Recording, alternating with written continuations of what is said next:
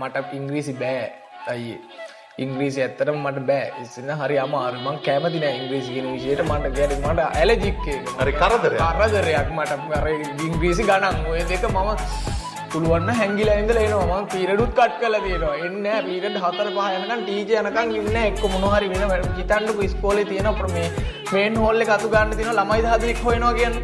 ගණන් පීරියඩ් එක නම් තියෙන්නේ මං ඒ 10 දෙනා අතර ඉන්නවා. මං යනවා. ඉන්නේ මේ එක්ක සෞන්දර්ය කාමරේ ගොඩාක් මගේ ජීවිතේ ගෙවිලා තියෙන ඉස්කෝලේ සෞන්දර්ය කාමරේ නැටුම් කාමරේ මේ නාට්‍ය කාමරේ මේ මොකද මොනවා හරි ප්‍රශ්නයක් වෙච්ච ගමන් ටීචර් කාගෙන් අන්න ටීචර් ඉන්දියා වුණා නිකන් ටීචර් ආවම ඉන්න කාමරේ මෙතන ඉන්නවා කියලා ටීචර් ෂේප් කළා මට පාඩම කනිස ගන්නවා මම පාඩමක් කියලා ටීචර් ෂේප් කළා යාවල ඉස්කෝලේ පන්ති රැසීම් වලදීත් අම්මට තාත්තට හොඳටම කියනවා මට මේ අනිත් ළමයි ඔක්කොම හදා ගන්න පුළුවන් මේ මට මේ සුරංග ගැන තමයි කිසිම වගකීමක් ගන්න බැරි තාත්තේ. මෙන්න මේ බලන්න මේ පේපරේ ලියලා තියෙනේදී.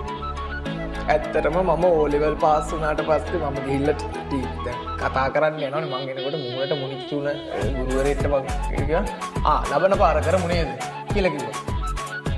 මං එනේ මාත් පාස් වෙලා ඉතින් පාස් ඈ කියලා ඊට පස්සේ මං කිව්වා ඔව් මේ මං පාස් වුණා.